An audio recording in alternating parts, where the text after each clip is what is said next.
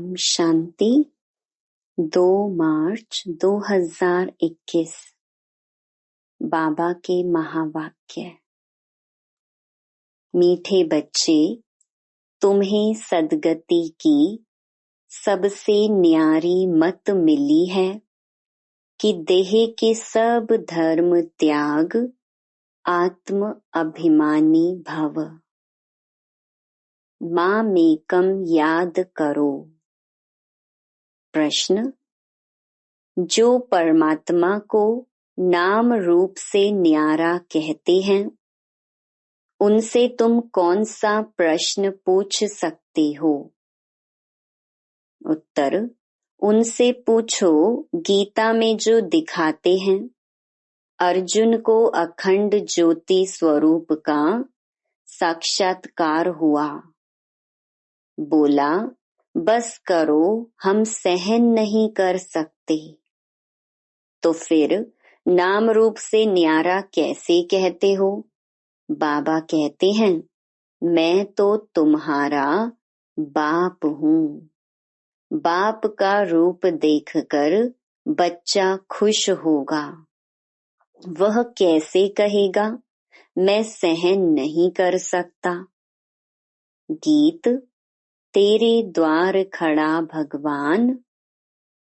ओम शांति। भक्त कहते हैं, हम बहुत कंगाल बन गए हैं। हे बाबा, हम सबकी झोली भर दो। भगत गाते रहते हैं, जन्म बाई जन्म सतयुग में भक्ति होती नहीं। वहाँ पावन देवी देवता होते हैं। भक्तों को कभी देवता नहीं कहा जाता।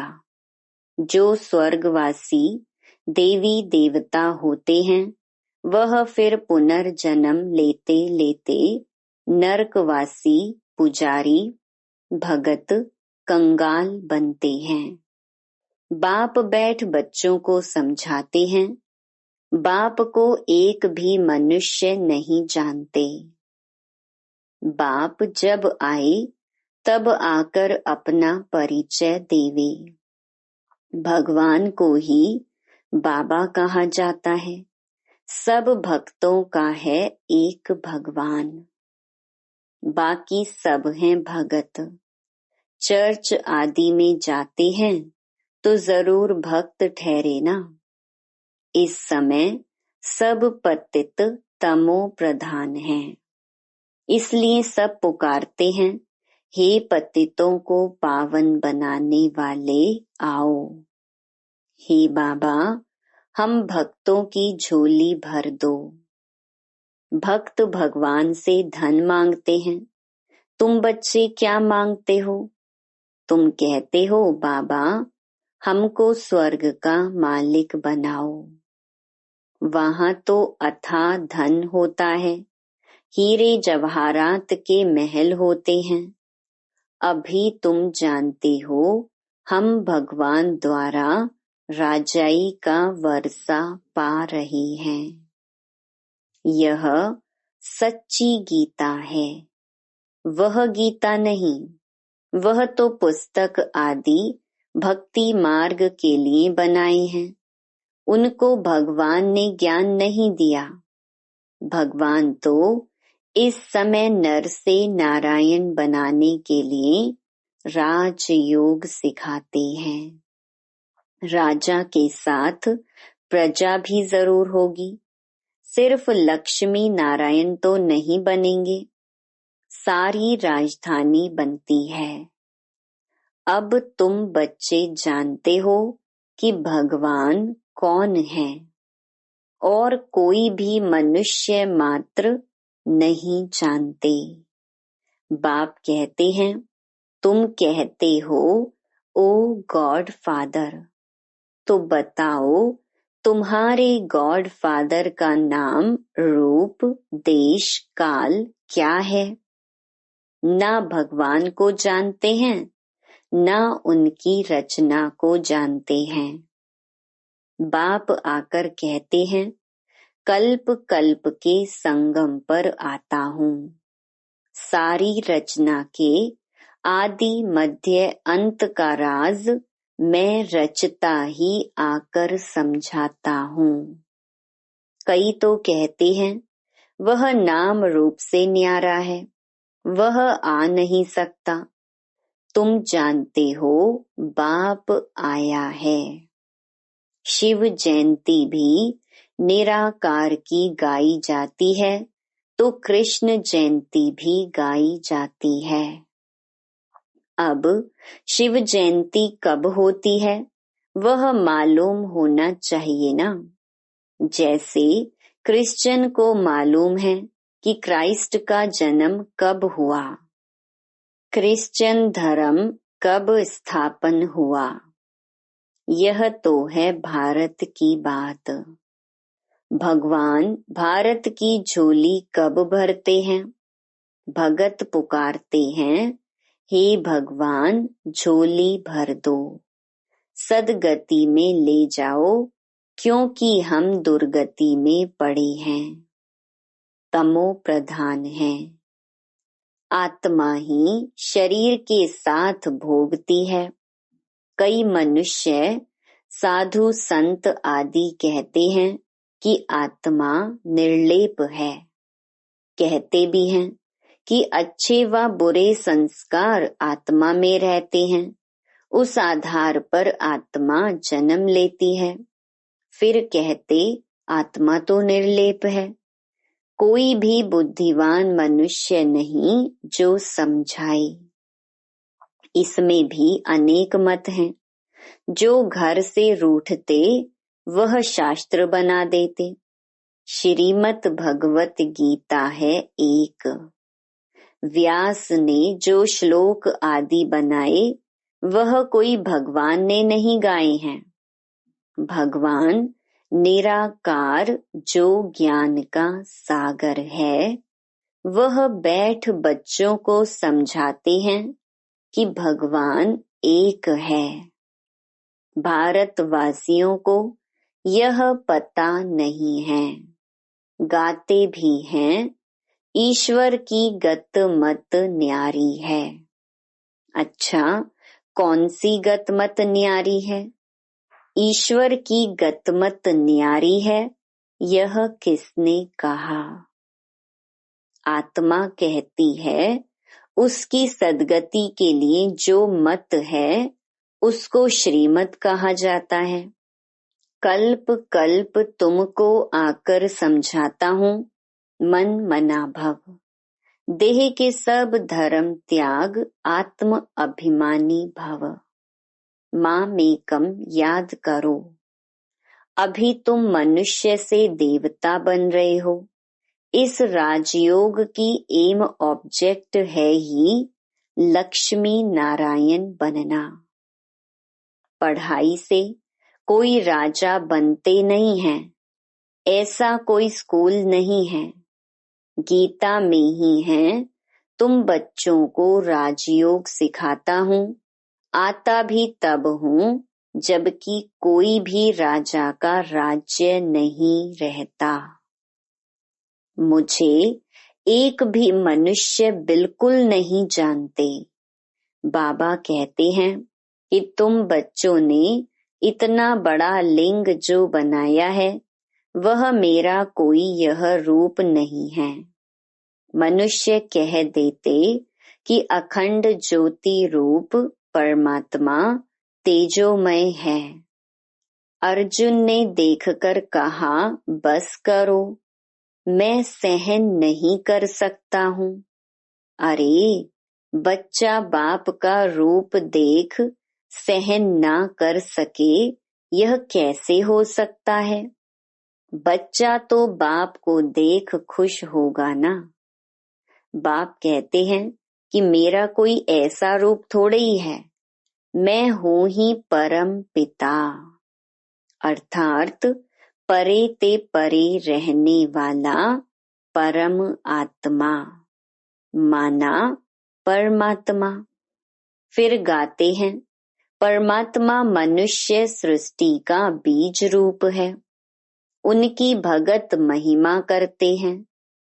सतयुग त्रेता में कोई महिमा नहीं करते, क्योंकि वहां तो है सुख। गाते भी हैं, दुख में सिमरन सब करें, सुख में करे न कोई। इनका भी अर्थ नहीं समझते हैं। तोते मुहाफिक सब कहते रहते हैं, सुख कब होता है, दुख कब होता है, भारत की ही तो बात है ना। 5000 वर्ष पहले स्वर्ग था, फिर त्रेता में 2 कला कम हुई। सतयुग त्रेता में दुख का नाम नहीं रहता, है ही सुख धाम। स्वर्ग कहने से मुख मीठा होता है, हेवन में फिर दुख कहाँ से आया। कहते हैं कि वहां भी कंस जरासंधी आदि थे, परंतु यह हो नहीं सकता। भक्त समझते हैं कि हम 9धा भक्ति करते हैं तो दीदार होता है। दीदार होना गोया हमको भगवान मिला। लक्ष्मी की पूजा की, उनका दर्शन हुआ, बस हम तो पार हो गए। इसमें ही खुश हो जाते हैं, परंतु है कुछ भी नहीं। अल्प काल के लिए सुख मिलता है, दर्शन हुआ खलास। ऐसे तो नहीं मुक्ति जीवन मुक्ति को पा लिया, कुछ भी नहीं।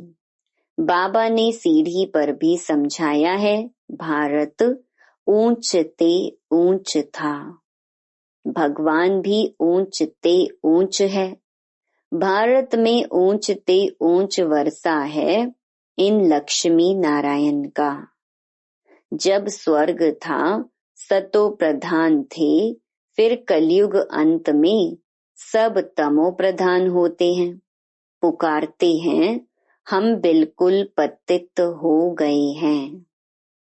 बाप कहते हैं कि मैं कल्प के संगम युग पर आता हूँ तुमको राजयोग सिखाने। मैं जो हूँ जैसा हूँ, मुझे यथार्थ रीति कोई नहीं जानते। तुम्हारे में भी नंबरवार पुरुषार्थ अनुसार जानते हैं। सीढ़ी वाला चित्र दिखाना है। यह भारत की सीढ़ी है। सतयुग में देवी देवता थे, 5000 वर्ष पहले भारत ऐसा था। शास्त्रों में लाखों वर्ष का कल्प लिख दिया है। बाप कहते हैं कि लाखों वर्ष का नहीं, कल्प 5000 वर्ष का है। सतयुग त्रेता नई दुनिया, द्वापर कलयुग पुरानी दुनिया। आधा आधा होता है ना। नई दुनिया में तुम भारतवासी थे। बाप समझाते हैं, मीठे बच्चे अभी तुम अपने जन्मों को जानते हो, बाकी कोई रथ आदि की बात नहीं है। कृष्ण तो सतयुग का प्रिंस है। कृष्ण का वह रूप सिवाय दिव्य दृष्टि के देखा नहीं जाता। यह चैतन्य रूप से तो सतयुग में थे, फिर कब वह रूप मिल नहीं सकता। फिर तो नाम रूप देश काल बदल जाता है। 84 जन्म लेते हैं। 84 जन्मों में 84 माँ बाप मिलते हैं। भिन्न भिन्न नाम रूप ऑक्यूपेशन होता है। अब यह भारत की ही सीढ़ी है। तुम हो अभी ब्राह्मण कुल भूषण।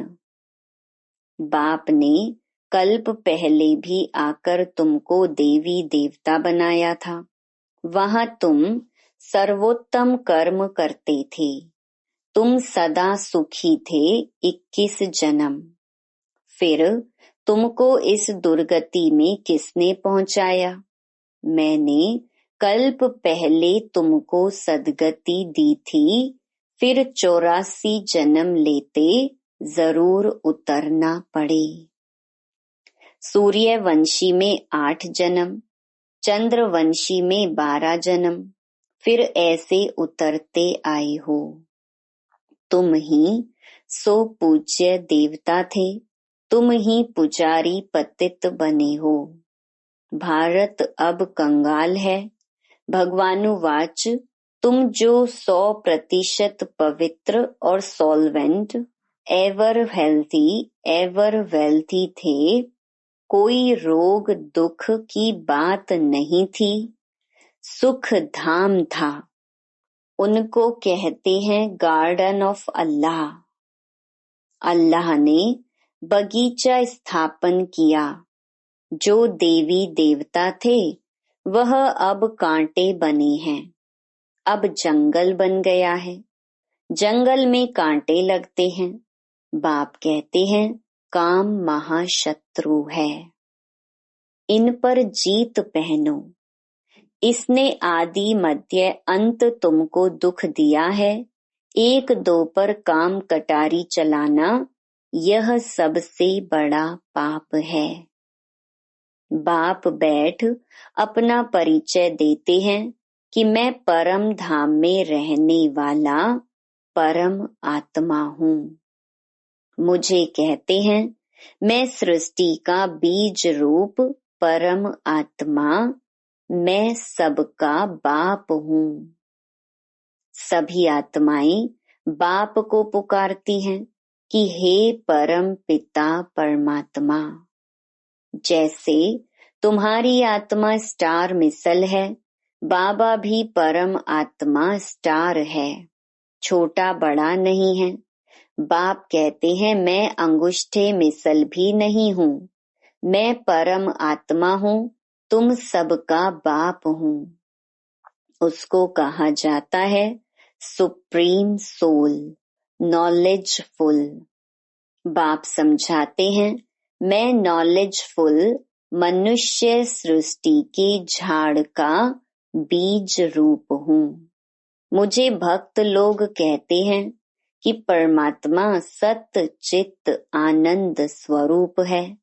वह ज्ञान का सागर है, सुख का सागर है। महिमा कितनी है। अगर नाम रूप देश काल नहीं तो पुकारेंगे किसको। साधु संत आदि सब तुमको भक्ति मार्ग के शास्त्र सुनाते हैं। मैं तुमको आकर राजयोग सिखाता हूँ। बाप समझाते हैं कि तुम पतित पावन मुझ ज्ञान सागर बाप को कहते हो। तुम भी मास्टर ज्ञान सागर बनते हो। ज्ञान से सद्गति मिल जाती है। भारत को सद्गति बाप ही देंगे। सर्व का सद्गति दाता एक है। सर्व की दुर्गति फिर कौन करता है? रावण। अब तुमको यह कौन समझा रहे हैं? यह है परम आत्मा।